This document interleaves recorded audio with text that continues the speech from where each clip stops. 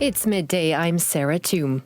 Team GB have secured their first medal of the Olympic Games. It's Britain's first opening day podium since 2004. Scarlett Mew Jensen and Yasmin Harper took home bronze in the women's synchronized 3-metre springboard diving event. China won the gold and the USA took silver. The BBC's Jonathan Overend was watching live in the Paris La Défense arena as the final scores were announced. Bronze for Britain on day one here at the diving. Britain's first ever synchro medal won by a pair of women.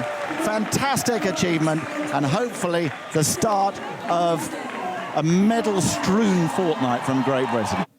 The French railway network says about 70% of services will run during the day on 3 high-speed lines damaged in sabotage attacks early yesterday. Officials in Paris say engineers worked through the night in the rain to carry out repairs. Travel journalist Simon Calder has the latest. Today, Eurostar was planning to run 15 trains from London to Paris Gare du Nord. 4 of those have been cancelled. That means 3,000 people are now looking for alternative ways to get to Paris, and it's very, very difficult. Well, in other news, Scottish Conservative MSP Russell Findlay says he's been warned by police of threats to his life. The former crime journalist, who's running for leadership of his party, said he was told that a known criminal was behind the intimidation. He said the threat is believed to be linked to the case of William Burns, a hitman who attacked Mr Findlay with acid at his home in 2015. Police Scotland stated they could not discuss individual cases, but would always take appropriate action. The authorities in Gaza say at least 12 Palestinians have been killed in an Israeli airstrike on a school in the west of the territory. The Gazan Civil Defense says the school was housing civilians displaced by the war. Elsewhere, the Israeli military has issued evacuation orders to Palestinians in the south of Khan Yunis. It says there's been rocket fire from the area. Similar orders were issued to civilians last week. The movie theatre chain Cineworld has announced plans to close 6 cinemas across the UK, including Glasgow Parkhead.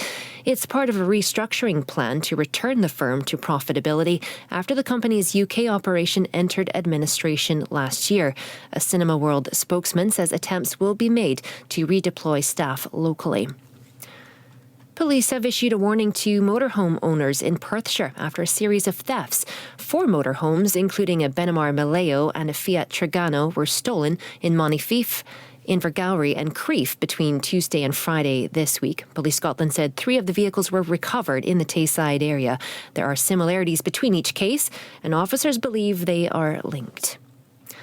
A Scottish fashion designer says his take on Billy Connolly's iconic banana boots have been a sellout hit.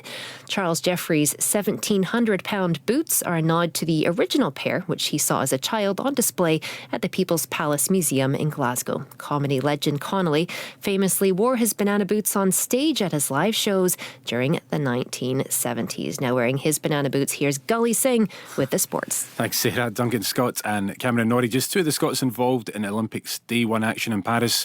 Norrie faces Talon Griekspoor in the men's tennis singles competition later. Lucy Hope and Duncan Scott will compete in the 4x100 metre free finals tonight. Shona McIntosh and partner Michael Bargeron were eliminated at the qualification stage earlier in the mixed team 10 metre air rifle. McIntosh does have a chance though of medal success later next week in the 50 metre 3 position discipline. She's the reigning champion. There's more updates and live coverage from the Paris Olympics across all of our BBC platforms. We've live commentary of Hibernian versus Peterhead in the Scottish League Cup group stage. The last 16 draw takes place tomorrow with 10 qualification spots still in the balance. Sports Sound is here from 2 on BBC Radio Scotland. Off the Ball is here next. And Scotland can complete their summer tour when they take on Uruguay this evening as centre Hugh Jones wins his 50th cap.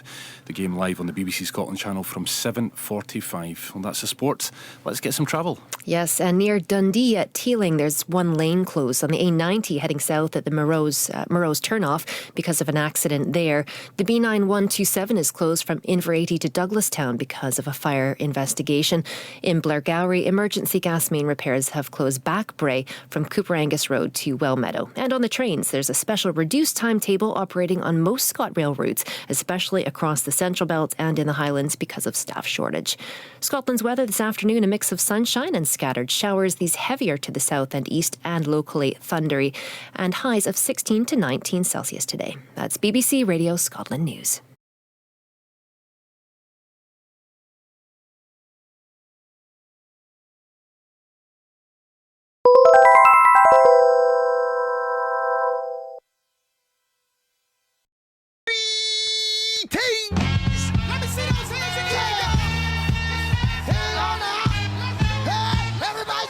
You're tuned to Off the Ball, the most petty and ill-informed sports programme on radio. The week in Scottish football, sibling rivalry, unforgettable Olympic moments, and words and phrases of Scottish football. I'm Ray Bradshaw, he's Mark Nelson, and you're tuned to a slightly odder couple of Scottish football.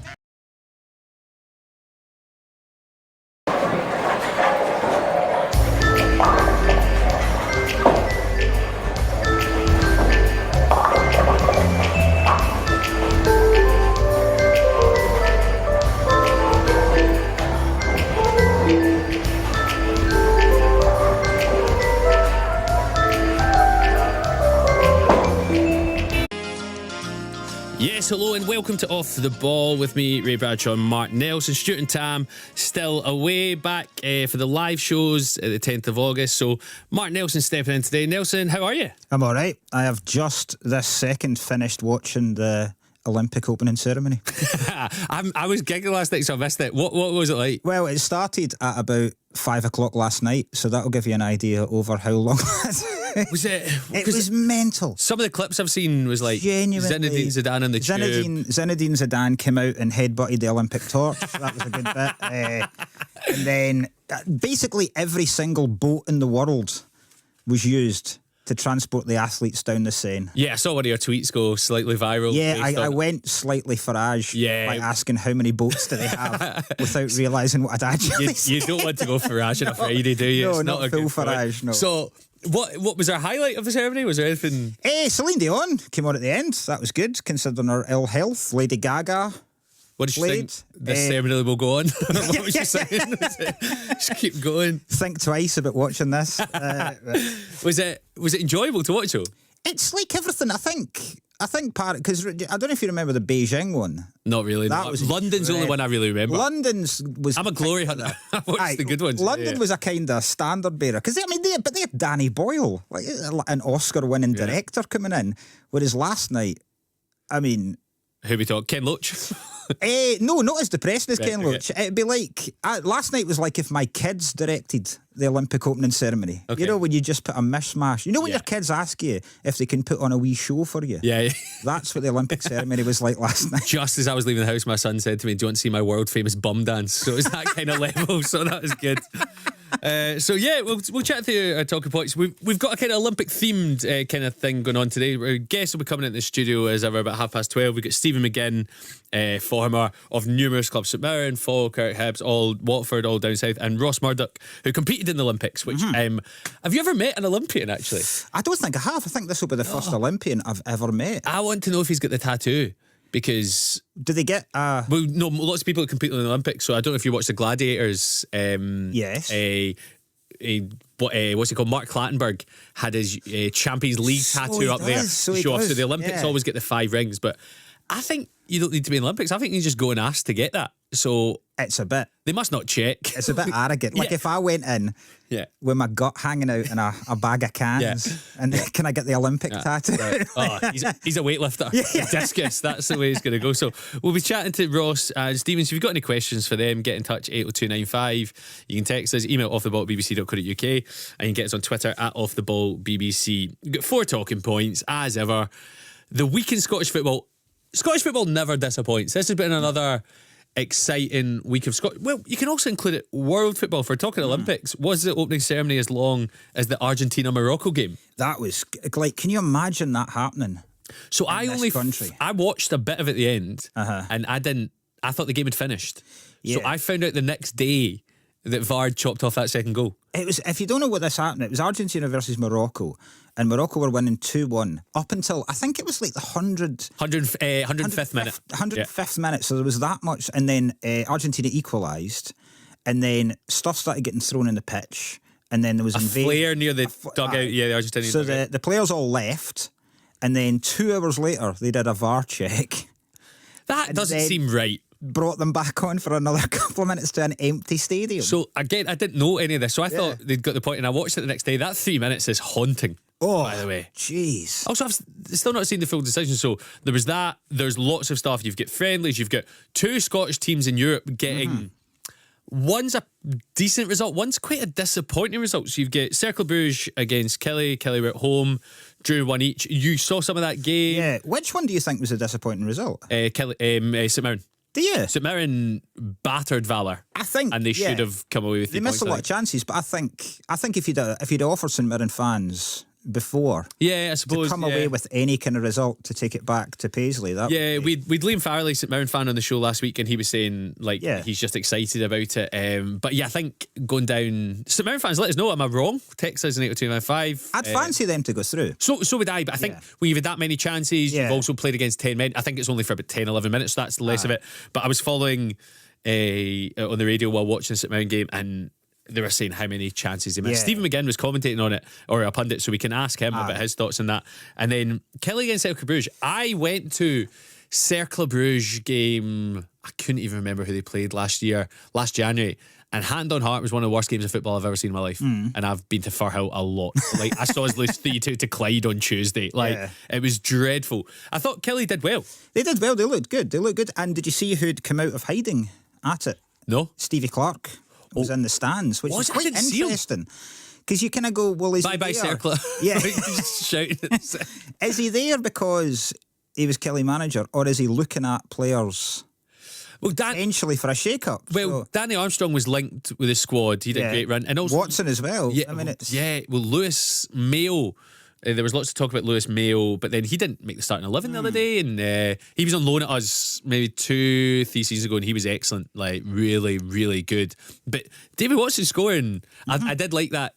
Kel Vassell doing his muscle celebration when he scored, whereas his header was going about 40 yards out for a throw-in. But I thought it was very interesting that he was there, because it'll be interesting to see. Because I mean, the squad for the Nations League game isn't that far off. So the Portugal game is whatever the Thursday is, the 5th or 6th of September. Aye, so it's just over a month away. Thursday, the 5th of September, we play Portugal and at Hampden, and it's going to be fascinating. I've spoken about it in this show. Did you go to this game with me? I can't remember. We played Portugal on a Sunday. We lost 4-0, and I've got a picture. There's about 12 or 13,000 fans at Hampden, and that's under Steve Clark. So that's 4 or 5 years ago. Yeah. So we're into a new cycle, and because you were in Germany, I was in Germany. You missed the middle game, and I missed the last game. So I missed it. Yeah. the atmosphere got worse as it went on about Scotland fans' frustration. It did. I was quite glad, because I came back and then I went out again with my wee boy for the Hungary game, and I was just delighted. Like, I was celebrating. I know, and with hindsight, we really should have pressed to beat Switzerland a bit more, because I think they were very happy with a draw at that point. But I was just delighted with that, because it meant going back out to the Hungary game, we actually had something Something to play for. How'd that end up? Not that great. No. What was it like? Because you were, when I was out with my mates, we did a stag do in between. You were out in, which was a terrible idea, but you were out with your son. Yeah. Who's, what was he, 9, 10? He's 8. 8. Oh, God. So he loved it. He was very philosophical. He was out with midnight. He was. Midnight one night with us. He spewed in a taxi on the way home that night. Did he actually? I've never felt prouder in my life. Like this. Do you know, we were at an event and it was free booze, and obviously the wee man wasn't drinking, but I think I saw him eat 17 different pretzels at one point. He was on it. We tried to, because we had tickets for the Hungary game, and then I met up with 2 of my pals, and they had managed, from a guy that my pal Ian knows, they'd managed to get 3 tickets for the hospitality, but he couldn't get us 4. So I was like, we'll just try and sneak my son in. Put him in like hunchback kind of thing. Put him down It was very much that you just walk in front of me, and we managed to get past 3 different checks, and then we came to a desk where they just initially put a wee wristband on him, and then they went, can we just see the tickets before we give you yours? And I tried to bluff it, and then I had to watch them go and try and find scissors so they could cut the wristband off my son's wrist.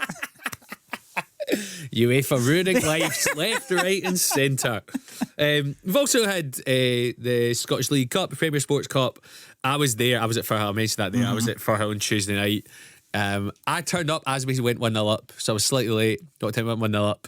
From then on, we played dreadfully. Have you seen the own goal we scored? I've not. No, you were. So Lee Ashcroft plays it back to our goalie David Mitchell from kind of where I'm looking. It's towards the left back. It's to my right hand side because I'm at the other stand. The Lambie stand behind the goal, and he curves the ball back, and David Mitchell's not there, and he runs back to get it, and he kind of lunges. If he'd been a outfield player, we're doing something different. He, I think, does his hammy or does his ankle. Has to come off. We lose to Clyde, who are playing. I can't remember his first name. I think Logan Dunnicky. I think he's called 6'5" ex centre half up top. One of their goals was they play a long ball and he just flicks it over a defender's head and runs onto it and scores. Amazing. And then he scored a beautiful header to make it 3-2.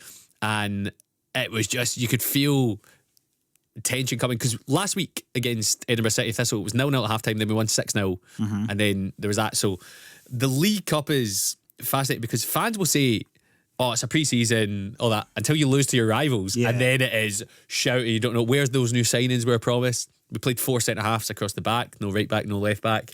Yeah, just so frustrating. So it's the I think the final. League Cup's quite fast. I like it. I like every it. year I really because like it takes away meaningless friendlies. So I like People would meaningless not- friendlies as well. Do you? Yeah, go to Gateshead. Aye, I Go to suppose if Lancaster. you're travelling, Yeah. but like just that excitement and the fact that it goes straight to penalties. Yes, that is. I love that. Well, we were hoping for straight to penalties in front of us the other day, and then their big centre half scored, well, striker, and then just walking down. Oh, yeah. You just knew you weren't going to do it. Apart from, it was funny, Dan Mackay came on, and within a minute, so I've not seen him play for Thistle yet, because the first 2 games I was on here, so I couldn't go to them, and gets the ball.